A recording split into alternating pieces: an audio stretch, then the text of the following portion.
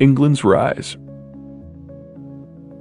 Since they were islanders, it shouldn't come as a major shock that a good portion of the English knew their way around a boat.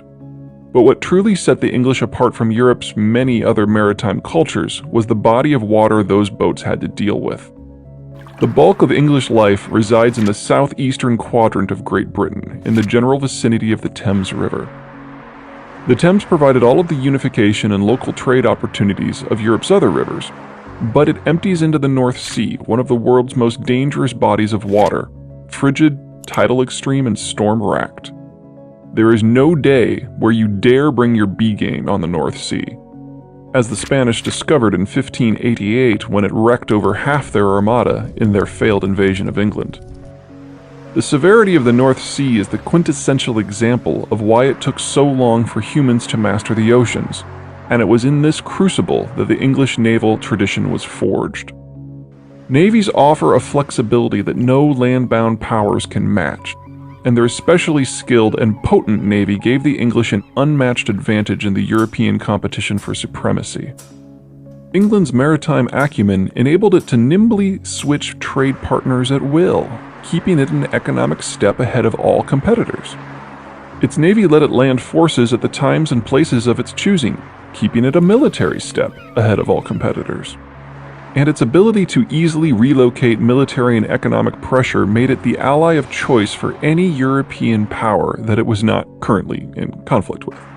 And that was before the English learned the Iberian secrets of deep-water navigation.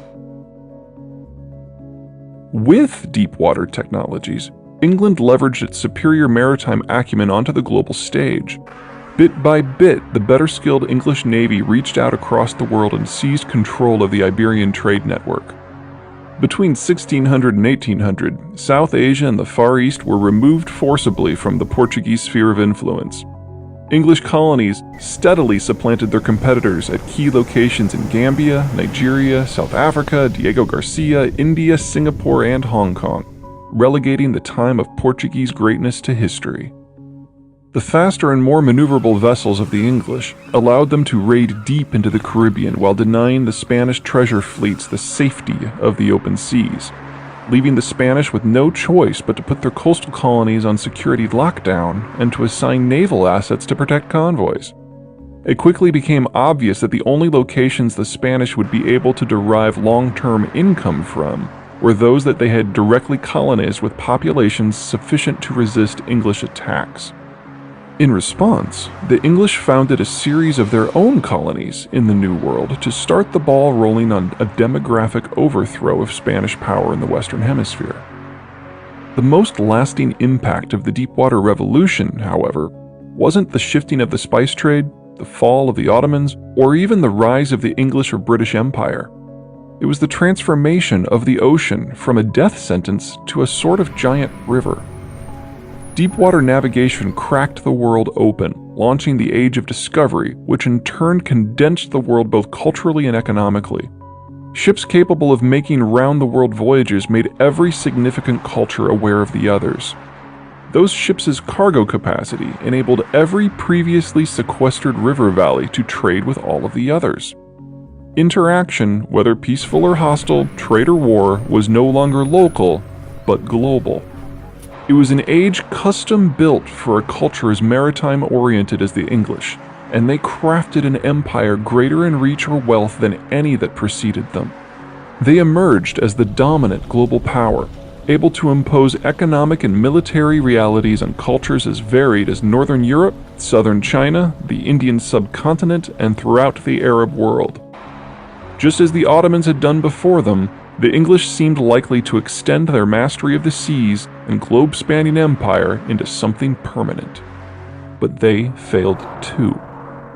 Just as with sedentary agriculture and deepwater navigation, a new suite of technologies changed the rules of how the world worked. Ironically, the technologies that ended English dominance were homegrown. As an island nation, the English didn't have need for as potent an army as the mainland empires, so the Crown of England was not as absolute as the Iberian monarchies. There were many interests, political, economic, and even military, that coexisted with the government. When the time came for the English to start challenging the Iberian imperial systems, State assets alone were insufficient to the task. The crown had to mobilize not just its own forces, but the forces of its various aristocrats and businessmen as well. Royal dispensation was granted to a variety of private players, the most famous of which was the East India Company, launched in 1600, to pursue various interests for the greater good of the English nation. When the profits from English successes started flooding home, they didn't just go to the royal coffers, but also found their way into the pockets of any number of stakeholders, and each used the newfound financial resources in his own way. Unlike the Iberian monarchs, the English businessmen saw more in the wider world than just spices and precious metals. They also saw bottomless markets. The English system, therefore, didn't seek just simple plunder, but also to develop a global trade system with England at the center. Unlike deep-water navigation, which developed in response to the economic need, industrialization was an outgrowth of opportunity.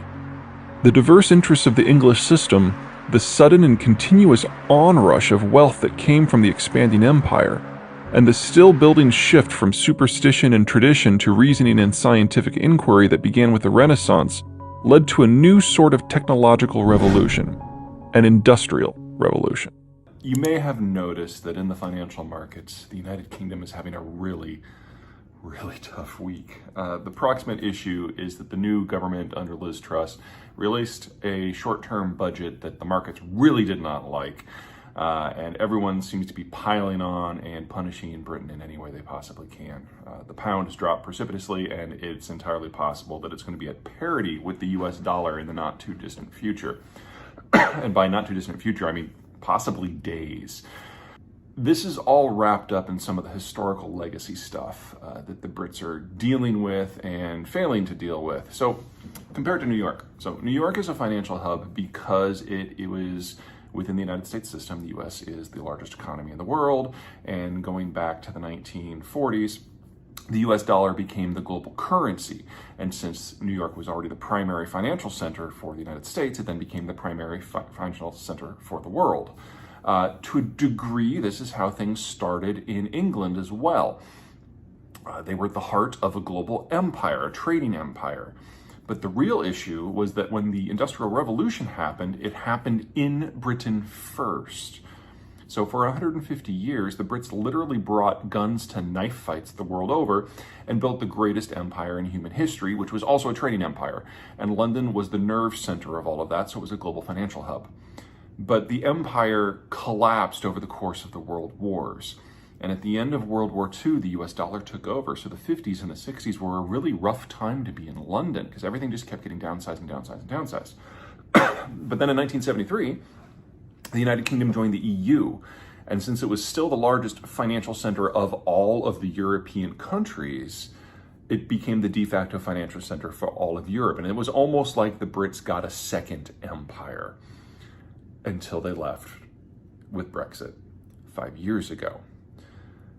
What's happening now is that the markets to this point have been incredibly kind to the UK, because the UK hasn't figured out what Brexit means. They haven't figured out how to move on. They don't have a functional deal for finance with the European Union. They haven't gotten a deal with the United States. And there are a lot of secondary financial hubs that have boiled up around the world, places like Dubai, for example. Like, if you're going to invest and have complete lack of morals, that's where you go rather than going to London. And so London no longer has a net to spread. And that is forcing a very different sort of situation on the country. So this market route is nowhere close to being over because we're finally seeing 5 years on, because the Brits have been unable to figure out what's next, that the markets are starting to finally treat Britain as what it has always loathed, a middle power. And in that sort of situation, the amount of financial drainage that's going to come from the system is just absolutely mammoth.